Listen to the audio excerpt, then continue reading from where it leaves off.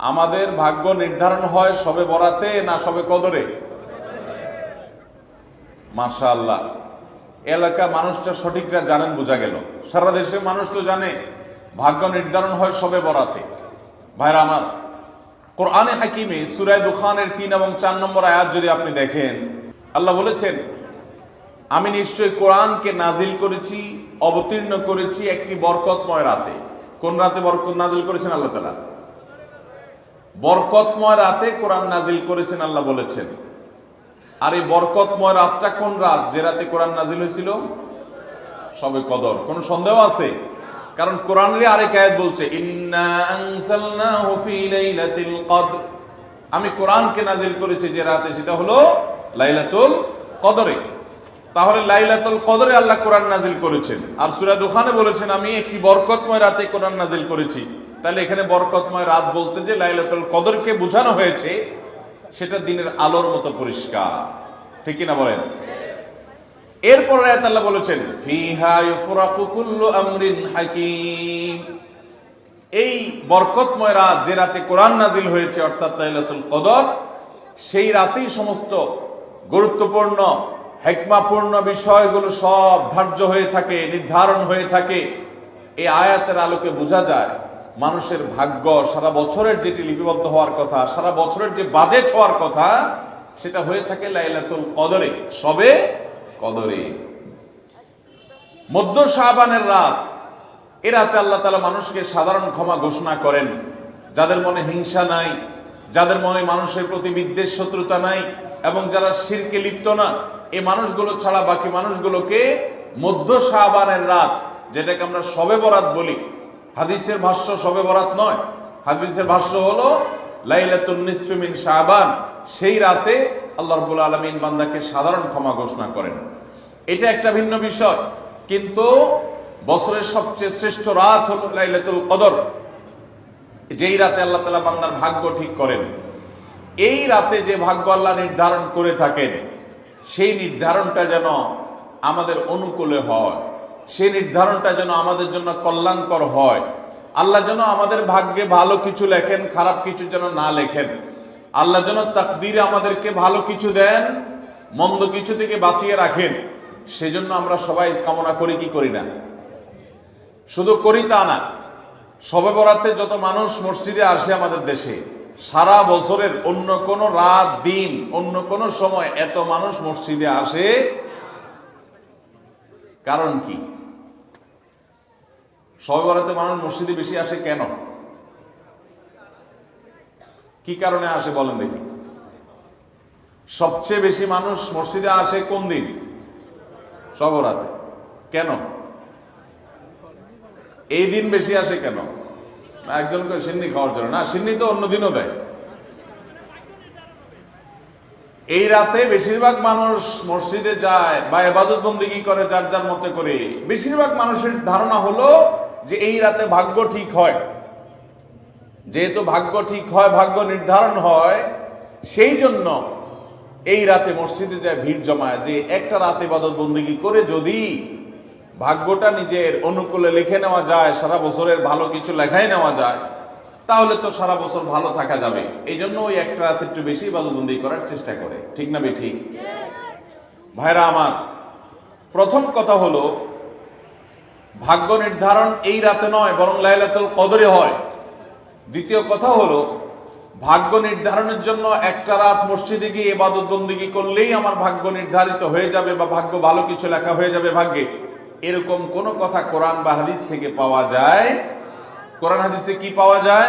সূরা নাহল আয়াত নম্বর 97, মান আমিলা সালিহাম মিন যাকারিন আও উনসা ওয়া হুয়া মুমিন, পুরুষ হোক আর নারী হোক, যে কোনো ব্যক্তি যদি ঈমানদার অবস্থায় ভালো কাজ করে, পুরুষ হোক কিংবা মহিলা, যে কেউ যদি ভালো কাজ খুঁটে খুঁটে খুঁটে নেক আমল করে, ভালো ভালো নেক কাজ, কোরআন হাদিসে নির্দেশিত কাজ, আল্লাহ যা করতে বলেছেন, রাসূল সাল্লাল্লাহু আলাইহি ওয়াসাল্লাম যা করতে বলেছেন, যদি সে কাজগুলো করে, এমত অবস্থায় করে যে সে ঈমানদার, অর্থাৎ ঈমান থাকতে হবে, ঈমান আছে এই অবস্থায় যদি নেক আমল করে, তাহলে কি হবে?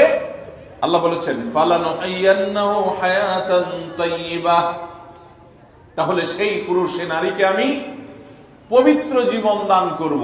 কি জীবন দান করবেন বলছেন আল্লাহ? পবিত্র জীবন দান করবেন। এই পবিত্র জীবনে মানুষ সুখী থাকবে, এই পবিত্র জীবনে মানুষ সমৃদ্ধ থাকবে, এই পবিত্র জীবনে মানুষ ভালো থাকবে, নেক থাকবে। এবং এই ইমানদার নারী পুরুষরা যদি নেক আমল করে, ভালো কাজ করে যদি সব সময়, তাহলে সেক্ষেত্রে আল্লাহ বলেছেন তারা যে ভালো কাজ করেছে ওইটা সবচেয়ে উত্তম বিনিময় আমি তাদেরকে দান করব। তাহলে এই আয়াত থেকে প্রমাণ হয় যদি কেউ ঈমান আনার পর নেকামল করতে থাকে, নেকামল করতে থাকে, একদিনের নেকামল নয়, এক রাতের নেকামল নয়, সারা বছর জুড়ে সারা জীবন ধরে ভালো কাজ করার চেষ্টা যদি কেউ করে, আল্লাহ তাআলা তাকে পবিত্র জীবন দিবেন, সৌভাগ্যবান মানুষের জীবন দিবেন, সুখী মানুষের জীবন দিবেন। এখান থেকে বোঝা যায় কি ভাগ্য নির্ধারণের জন্য এক রাত আমল করতে হবে নাকি সারা বছর? সূরা আরাফ আয়াত নম্বর 96, সূরা আরাফ আয়াত নম্বর কত? 96। আল্লাহ বলেছেন ওয়ালাউ আন্না আহলাল কুরা আমানু ওয়াত্তাকাউ, যদি কোন জনপদের লোকেরা ঈমান আনে আর তাকওয়া অবলম্বন করে। তাকওয়া কি? তাকওয়া হলো আল্লাহর ভয়ে সে আল্লাহর নির্দেশগুলো মানে আর হারামগুলো বর্জন করে। এরকম যদি কেউ করে, লাফাতাহনা আলাইহিম বারাকাতিম মিনাস সামাই ওয়াল আরদ, আল্লাহ বলেছেন তাহলে ওই ব্যক্তিকে আসমান এবং জমিন থেকে সমস্ত বরকত সমূহের দুয়ার সবগুলো তার জন্য খুলে দেওয়া হবে। তাহলে বোঝা গেল মানুষের জীবনে বরকত নাজিল হবে, মানুষ সুখে থাকবে, ভালো কিছু তার তাকদিরে লেখা হবে। তখন যখন বান্দা নেকামল করে, যখন বান্দা গুনাহ থেকে বাঁচে, তাকওয়া অবলম্বন করে, তখন তার ওই এক রাত্রে গিয়ে আলাদা কিছু দোয়া বা বিশেষ পদ্ধতির কোনো জিকির আজকার এটা প্রয়োজন হয় না, বরং সে সারা বছর জুড়ে আল্লাহ তাআলা তার নসিবে ভালো কিছু লেখেন যদি সে বছর জুড়ে সারা জীবন ধরে নেকামল করে গুনাহ থেকে বাঁচে। ভাইরা আমার, আপনাকে আল্লাহ তাআলা কোন কলকারখানার মালিক বানিয়েছে, কোন মিল ইন্ডাস্ট্রি আছে আপনার। ধরুন আপনার বাসায় দুটা মেশিন আছে, সেলাই মেশিন আছে। আপনার যেই মেশিনটা ভালো, এটা দিয়ে আপনার কাজ হয়, প্রোডাকশন হয়, ওই মেশিনটাকে তেল মোবিল আপনি ঠিক মতো দিবেন কি দিবেন না? যেহেতু ওইটা সার্ভিস দেয় আপনাকে, ওখান থেকে আপনার প্রোডাকশন হয়, ভালো কিছু অর্জিত হয়, সেজন্য আপনি অটোমেটিকলি সেটার জন্য বিদ্যুৎ সাপ্লাই দিবেন, গ্যাস লাগলে গ্যাসের সাপ্লাই যে মেশিনের জন্য দরকার সেটা দিবেন, তেল মোবিল যা যা দেওয়া দরকার সেটা দিবেন, নষ্ট হলে সাথে সাথে ওটা ঠিক করাবেন, যা যা দরকার সব ব্যবস্থা আপনি করবেন। কারণ মেশিনটা আপনার প্রোডাক্টিভ, মেশিনটা আপনার প্রোডাকশন দিচ্ছে, এখান থেকে ভালো কিছু পাওয়া যাচ্ছে, সেজন্য আপনি এটা দিবেন।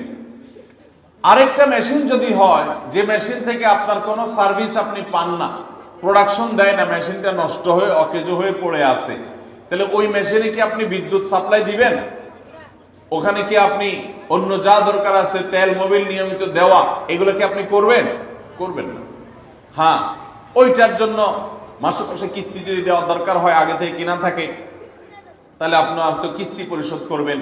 অন্য কিছু আগে থেকে করা দরকার আছে সেটা আপনি করবেন। আল্লাহ রাব্বুল আলামিন ঠিক একইভাবে তার যে বান্দারা তার অনুগত থাকে, তাকওয়া অবলম্বন করে, হারাম থেকে বাঁচে, গুনাহ থেকে বাঁচে, ফরজ কাজগুলো করে, আল্লাহ তাআলা তার সেই বান্দাদের জন্য ভালো কিছু তাদের তাকদীরে লিপিবদ্ধ করেন, তাদের জন্য নসিবে ভালো কিছু রাখেন, তাদেরকে সুখের জীবন দান করেন, সৌভাগ্য দান করেন। আল্লাহ তাআলা প্রকৃত প্রশান্তি মনের সেটা দান করেন আল্লাহর ঈমানদার এবং নেককার বান্দাদেরকে, আমলে সালেহ কর্মওয়ালা বান্দাদেরকে, মুত্তাকি পরহেজগার বান্দাদেরকে। আর যারা আল্লাহর এই আনুগত্য করে না, যারা আল্লাহ রাব্বুল আলামিনের প্রতি ঈমান আনে না, যারা নেক আমল করে না, যারা তাকওয়া অবলম্বন করে না, এই মানুষগুলো তাদেরকে আল্লাহ তাআলা ওই দুনিয়াতে বেঁচে থাকার জন্য, দুনিয়া সিজনুল মুমিন ওয়া জান্নাতুল কাফির হাদিসে আসছে, দুনিয়া হলো ঈমানদারের জন্য জেলখানা আর কাফেরের জন্য, ঈমানদারের জন্য হলো জেলখানা আর কাফেরের জন্য জান্নাতের মতো যা খুশি করতে পারে। আল্লাহ তাআলা তাকে কিছু রিজিক দিয়ে বাঁচায় রাখেন, কিন্তু এই রিজিকের কোনো মূল্য আল্লাহর কাছে নাই। নবী করিম সাল্লাল্লাহু আলাইহি সাল্লাম বলেছেন, যদি দুনিয়া এবং দুনিয়ার মধ্যে যা কিছু আছে এগুলো যদি মাছির ডানার মতো মূল্য রাখতো, তো আল্লাহ তাআলা দুনিয়াতে আল্লাহর প্রতি অবিশ্বাসী কাউকে এক ঢোক পানিও পান করতে দিতেন না। এখান থেকে বোঝা গেল এই দুনিয়া যত কিছু আমরা ভোগ করি, এগুলো আল্লাহ রাব্বুল আলামিনের কাছে এগুলো 2 পয়সার কোনো দাম নাই। বিশেষ করে যারা আখিরাতে বিশ্বাসী না, যারা আল্লাহর প্রতি ঈমান নাই, সে কাফেরদের জন্য এগুলো আল্লাহ তাআলা দিয়ে থাকেন, কারণ এগুলো সামান্য সময়ের ভোগ, অনন্ত অসীমকালের সুখ এবং দুনিয়ার প্রকৃত প্রশান্তি। এটা আল্লাহ শুধু তার ঈমানদার বান্দাদের জন্যই বরাদ্দ করে রেখেছেন। তো এই আয়াত থেকে, হাদিস থেকে বোঝা যায় যে ঈমানদাররা যখন নেক আমল করবে, তাদের জন্য আল্লাহ তাআলা নসিবে ভালো কিছু দিবেন, তাদের জন্য আল্লাহ তাআলা তাদের ভাগ্যে ভালো কিছু দিবেন, তাদের ভাগ্য সুপ্রসন্ন হবে। আর যদি কেউ বদামল হয়, তাহলে আল্লাহ রাব্বুল আলামিন তার জন্য প্রকৃত প্রশান্তি, আসল সুখের ঠিকানা, সেটা আল্লাহ তাআলা তাদেরকে কখনো দিবেন